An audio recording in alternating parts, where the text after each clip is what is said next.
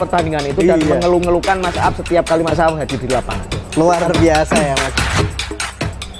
Oke Mas Imad, Ya. wah semakin menarik kayaknya ya kita ngobrol di siang hari ini. Nah, kalau tadi kita sudah sedikit menyinggung soal politik sepak bola dan yang banyak digandrungi oleh anak muda terutama, dan juga di saat ini memang sepertinya politik ini banyak yang semakin mengarah untuk ke anak-anak muda. Betul. Bukan hanya di Pekalongan, mungkin mulai di kancah nasional pun sudah banyak ya anak-anak muda yang masuk ke dunia politik. Nah, seperti kemarin yang sudah dilakukan oleh tim Aladin atau yang sudah kita lihat bareng ya. Nah, kalau menurut Mas Imad nih, sebenarnya komunitas anak muda yang diinisiasi oleh Ormas Pendukung Bagus ataupun yang dibikin oleh Aladin yang berawal dari kecintaan sepak bola, lebih seksi mana Kang?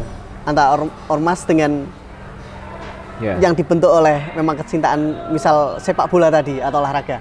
Ya, saya juga tidak bisa menilai secara subjektif ya, karena saya bagian dari itu ya. Tapi yang jelas masing-masing punya kreasi dan punya visi. Kebetulan di teman-teman Aladin tampaknya lebih laku dan lebih digandrungi masyarakat. Mungkin seperti itu.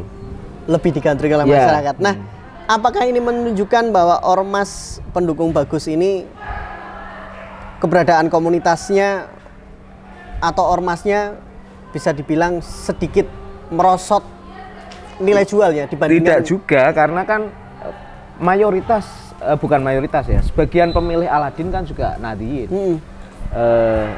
Dan partai politik pengusung Aladin kan juga ada partai yang berbasis Nahdliyin. Kita sebut saja P3 misalnya. Nah, kebetulan memang ada garis secara struktural di teman-teman ormas yang ke kubu lawan. Tapi secara kulturalnya kan yang ke Aladin banyak sekali. Jadi ya ini kemenangan kultural melawan struktural.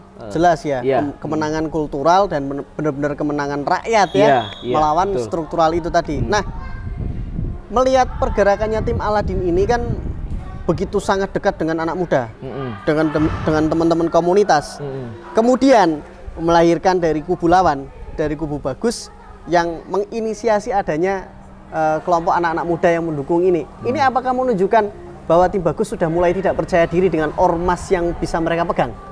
Saya tidak tahu, bukan kapasitas saya untuk menilai itu. Tapi yang jelas kan itu bagian dari kontestasi juga.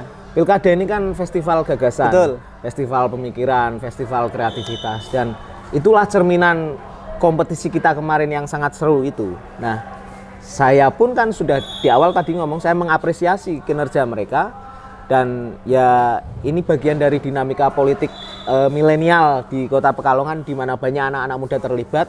Saya tadi bicara ada tim Serayu yang itu isinya anak-anak muda semua. Mungkin di kubu lawan juga punya tim-tim yang seperti itu, hanya memang kerja-kerja mereka agak sedikit tertinggal. Mungkin seperti itu. Jadi ya ini harapan baru sebetulnya bagi Pekalongan, karena mulai banyak terlibat anak-anak muda untuk terjun di dunia politik praktis tanpa melalui partai politik ya. Jadi bisa tanpa melalui partai politik, kemudian dengan komunitas-komunitas itu menunjukkan bahwa nilai jual komunitas saat ini cukup tinggi, apalagi anak-anak muda ya, Kang Imad ya. Ya, khususnya di era sosial media yang sangat menggejala sekarang. Karena komunitas-komunitas itu kan marak dan dikenal oleh masyarakat luas itu lewat media sosial ya. Perangkatnya dari situ, dan hampir semua anak-anak muda itu melek gadget ya. Punya akun Facebook lah minimal. Pasti, itu yang kemudian membuat kampanye-kampanye politik menjadi sangat efektif dan sehat, karena bisa dikontrol oleh siapapun selama 24 jam. Betul. Nah, pasca kemenangan Aladin ini Kang Imad, Aladin ini kan sudah melibatkan banyak anak muda, teman-teman komunitas. Kemudian sebut saja tadi ada politik sepak bola yang dijalankan Aladin. Nah, dengan kemenangan ini, rencana ke depan untuk anak-anak muda Kota Pekalongan khususnya, dari tim Aladin sendiri apakah sudah mulai menata ini Kang Imad? Ada beberapa desain ataupun konsep-konsep yang nanti akan diterapkan untuk membangun Kota Pekalongan bersama anak muda Kang Imad? Ya, kalau kita ukur dengan kajian visi misi dan program unggulan Aladin, banyak sekali program untuk anak-anak muda, untuk anak-anak milenial. Aladin misalnya nanti akan kita sesuaikan juga dengan RPJMD-nya pemerintah Kota Pekalongan ya, karena visi misi Aladin kan harus masuk ke RPJMD. Misalnya kita akan menggerakkan youth entrepreneurship ya, anak-anak muda yang berkegiatan ekonomi kreatif dan produktif. Kemudian fasilitas-fasilitas ruang publik yang ramah anak dan ramah pemuda. Ada lapangan olahraga, ada taman, ada hiburan ya, hiburan masyarakat tentu saja yang selama ini kita rasakan masih kurang.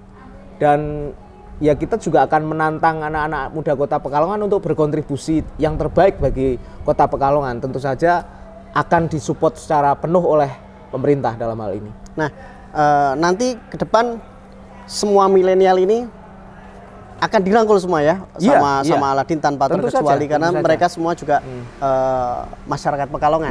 Nah, melihat apa yang bakal dilakukan oleh anak muda mungkin di bidang olahraga Kang Iman. Kita bisa lihat fasilitas olahraga di Kota Pekalongan juga belum begitu banyak. Stadion sudah punya mungkin walaupun harus ada beberapa renovasi. Kemudian kolam renang yang sepertinya ini juga belum terrealisasi untuk pembangunannya ya karena sudah mangkrak. Nah, apa ada rencana untuk kemudian membangun fasilitas-fasilitas itu dan kemudian benar-benar memfasilitasi teman-teman yang bergerak di bidang olahraga? Ya, PR-nya sebetulnya banyak sekali kalau kita bicara fasilitas olahraga ya. Satu misal kita punya stadion Hugeng yang ya sebetulnya stadion ini secara kapasitas sudah cukup layak ya. Hanya memang sarana dan prasarananya yang saat ini tidak memadai dan itu butuh renovasi atau rehab yang cukup besar dan membutuhkan dana yang besar juga. Semoga dalam waktu 1 periode ini minimal itu terrealisasi. Kemudian kita ada PR juga belum punya gedung kesenian. Betul. Pekalongan ini kan ada namanya Gor Cetayu yang itu sebetulnya dulu dalam cerita histori masyarakat Pekalongan adalah gedung Society ya, gedung kolonial Belanda yang itu untuk tempat-tempat kebudayaan. Yang hari ini berubah fungsi menjadi GOR dan sayangnya GOR itu kemudian campur baur dengan kegiatan-kegiatan kesenian. Betul. Yang berdampak GOR-nya kurang layak juga hari ini, tidak representatif untuk kegiatan olahraga maupun kegiatan kesenian. Nah, kita mungkin sedang mengkaji juga apakah dimungkinkan untuk membangun gedung kesenian baru yang terpisah dengan GOR. GOR khusus untuk kegiatan-kegiatan olahraga indoor ya, bisa voli, bisa basket mungkin seperti itu. Nah, gedung kesenian khusus untuk kegiatan-kegiatan kebudayaan, pentas musik, pentas teater, semacam itulah. Ya, jadi benar-benar untuk semua anak muda yang suka olahraga, yang suka seni, suka musik bisa semuanya ditampung di situ. Betul. Ya. Ada gornya sendiri, gor kesenian dan juga ada tempat untuk gedung olahraga. Nah, terima kasih Mas Imat untuk waktunya hari ini. Nanti kita sama-sama mengawal berjalannya pemerintahan dari Pak Aaf dan Pak Salahuddin ini. Kita sebagai anak muda juga harus ikut mengawal dan mudah-mudahan sebagai kita anak muda yang ada di Kota Pekalongan bisa ikut sumbangsih juga untuk Kota Pekalongan. Kemudian Mas Imat pastinya juga tidak akan kebal kritik ya. Oh iya. Mas Imat akan kebal kritik dan pasti Mas Imat malah justru membutuhkan kritik yang membangun ya Mas Imat ya. Dorongan dari teman-teman media, dari teman-teman media sosial ya. Iya. Khususnya ya teman-teman cinta pekalongan.com, kita mengapresiasi kehadiran kalian sebagai salah satu ya media alternatif di Pekalongan. Semoga terus berkembang dan semakin dicintai oleh masyarakat. Oke, nah nanti buat kita masyarakat Pekalongan, terutama yang muda-muda, bisa ikut mengawal, ikut mendampingi Pak Aap dan Pak Salahuddin untuk membangun Kota Pekalongan menjadi kota yang lebih bagus, lebih kreatif dan tentunya lebih maju dan sebagai anak kota, anak bangsa, anak daerah, sumbangsih itu juga bukan hanya dalam kritik, tapi solusi-solusi yang akan diberikan nanti juga pastinya dinantikan oleh pasangan Pak Aaf dan Salahuddin ketika ada permasalahan. Nah, mudah-mudahan nanti di 5 tahun mendatang banyak ruang-ruang diskusi ya, Mas Imat ya, untuk bisa membangun Kota Pekalongan karena Kota Pekalongan ini tidak bisa hanya dibangun dengan kritik. Betul. Harus ada solusinya. Betul. Dan harus ada sharing antara anak muda dengan orang tua, kemudian dengan kalangan akademisi ataupun kalangan profesional yang bisa sama-sama membangun Kota Pekalongan. Nah, terima kasih Mas Imat untuk waktunya. Sama-sama. Buat masyarakat Kota Pekalongan dan tentunya buat Jagat Cafe yang hari ini sudah menyediakan tempat dan cemilan dan konsumsinya. Terima kasih dan sampai jumpa lagi di episode yang akan datang. Assalamualaikum warahmatullahi wabarakatuh. Waalaikumsalam warahmatullahi wabarakatuh.